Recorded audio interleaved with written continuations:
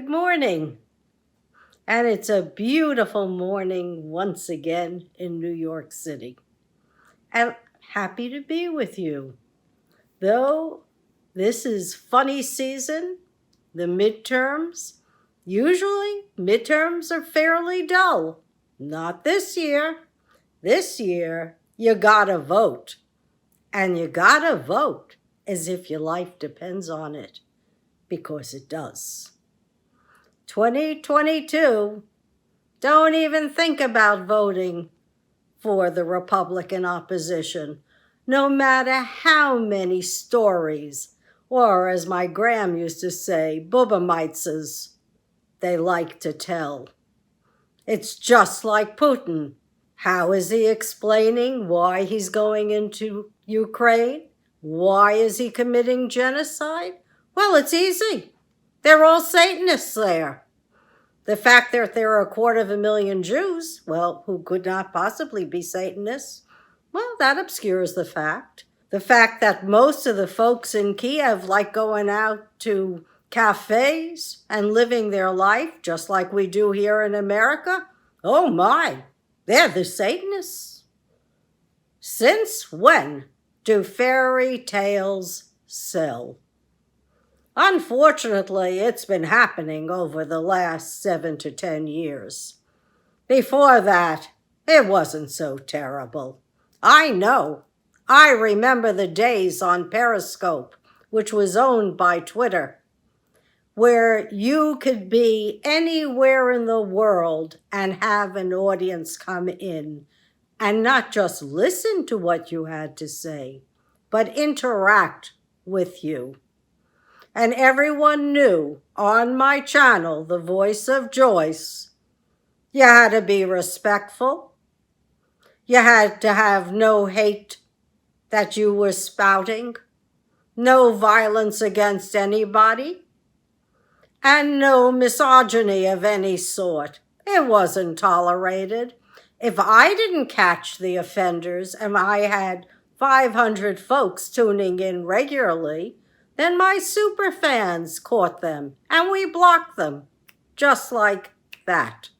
And civil discourse reigned on politics for a good 4 years. 4 or 5 years, I would say. 45 minutes every morning, Monday, Wednesday, and Friday, I believe it was. None of this foolishness about conspiracy theories, hatred of the other, talking against the other party, and crime, bringing up crime as if it's more rampant than it ever's been. Well, in New York State, crime is actually down 14%. Do we have crime in the subways? Depends how you look at it. We seem to have a lot of folks who are committing suicide by jumping in front of a train. I don't understand it, but life has not been good to a lot of people. We've had the pandemic, and we still have the pandemic. Almost 400 people that we know of a day are still dying from the pandemic.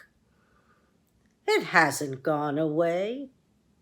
People still need that For the Families Act, which would give them relief for child care and give their kids a way up and out of poverty. We haven't gotten that yet either. That's something to talk about. How do we improve our economy? Sure, it's easy to look at crime and make it the next big story. But I don't see those folks telling you how they're going to solve the problem.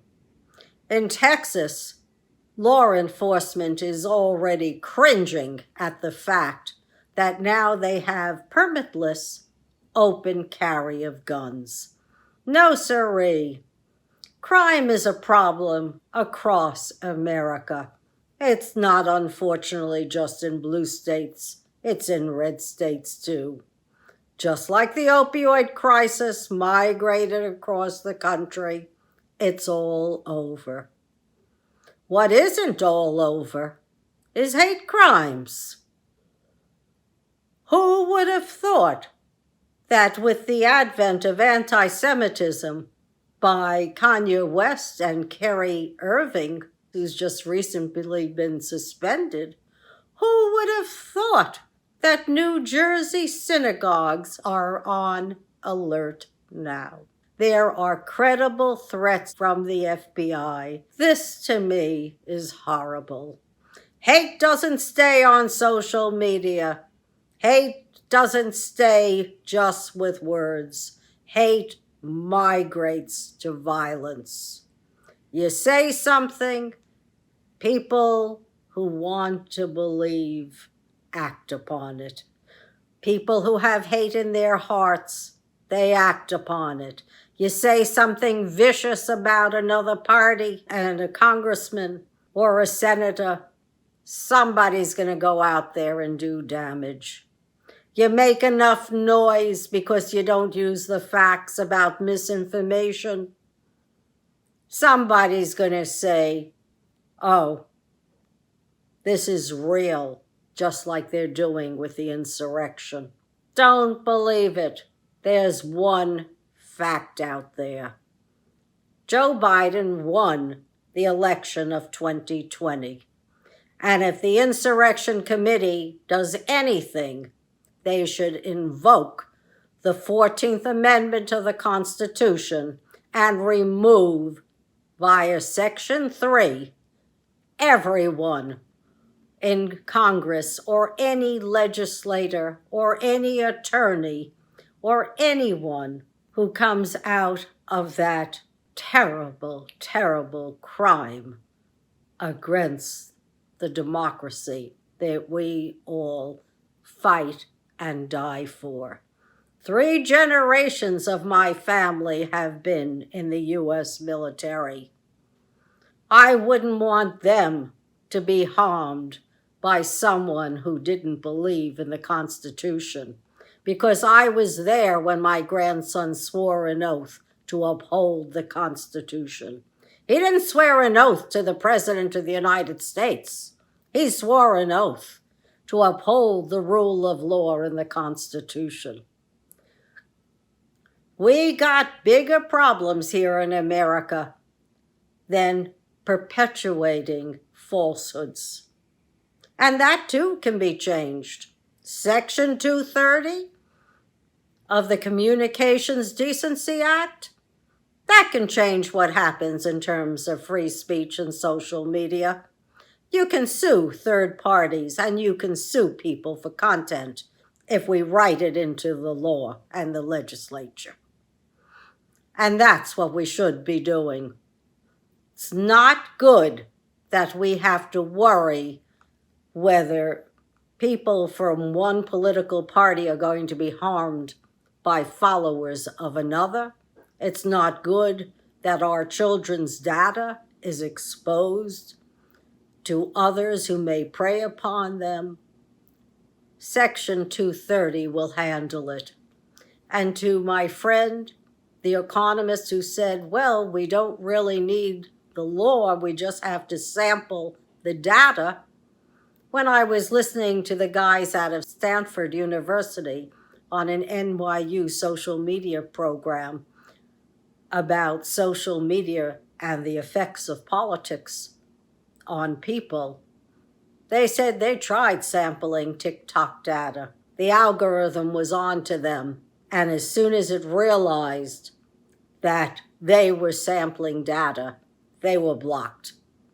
So it looks to me that's not a good way to go. You need regulation. And I was pleased to hear that YouTube, among all of the legacy platforms, YouTube was the most neutral. That makes me feel good, because at least I know my words are not going to be corrupted. Neither are yours. That to me is fair.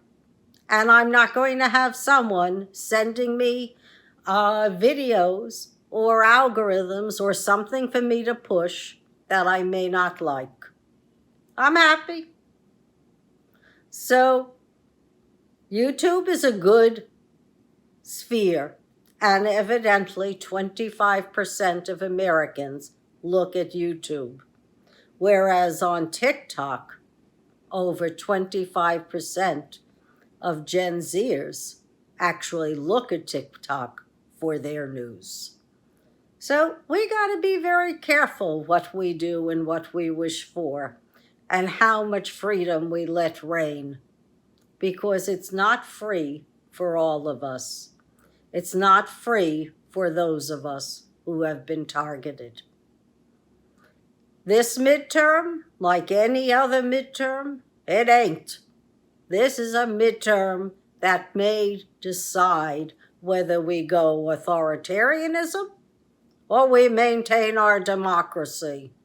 So, no matter how tantalizing today's GOP looks, they're not for you and me, folks, if you're part of the majority and you like liberty. Do we want a better wage? You bet. You're only going to get it with the Democrats and the independents. Do you want a changed NLRB so you can have unions throughout the land? I'd choose that. You're not going to get it unless you go Democrat or independent. You want better schooling? You want pre-K? You want universal schooling for 3 and 4-year-olds and food served during that time? Vote Democrat and independent. You're not going to get it from today's GOP. You want expanded Medicare and expanded Medicaid? Vote Democrat and independent. You're not going to get it with today's GOP. It would be very easy for today's 50-year-olds to get Medicare instead of Medicaid. You just expand and lower the limit. We're all paying into the system. What's the difference? And then health care is available to so many more. I read an article in the Economist that said that 50-year-olds are not in the labor force. Trust me, it's not because 50-year-olds have retired. They don't have that kind of money. They don't have millions salted away unless their parents were enormously wealthy. They need these years to make their money so they can eventually retire. No, sirree, it's the algorithms. It's the HR algorithms that are discriminating against them, that look at them to see, are you a little overweight? Maybe you're not as nice looking as their image wants. It has nothing to do with their merit. If it had to do with their merit and their skills, they'd be in business. But you got what? A market society? Late-stage capitalism? They don't want people there who understand the business. No, they don't care. They'd rather burden the young kids. Let them work 100 hours a week, 80 hours a week. They're cheap fodder for corporations. So I say regulate, reinstall the rule of law so that corporations are accountable, so that they can't abuse young people, and vote Democrat and independent. We can get a clean slate for labor yet. You can get a good minimum wage across all 50 states. You can get decent voting laws in place on the federal level that these 50 states can't destroy and intimidate their population, or in many states, just kind of not even listen to what the people want because you're not allowing ballots anymore. You're not going to get that unto the Democrats or the independents.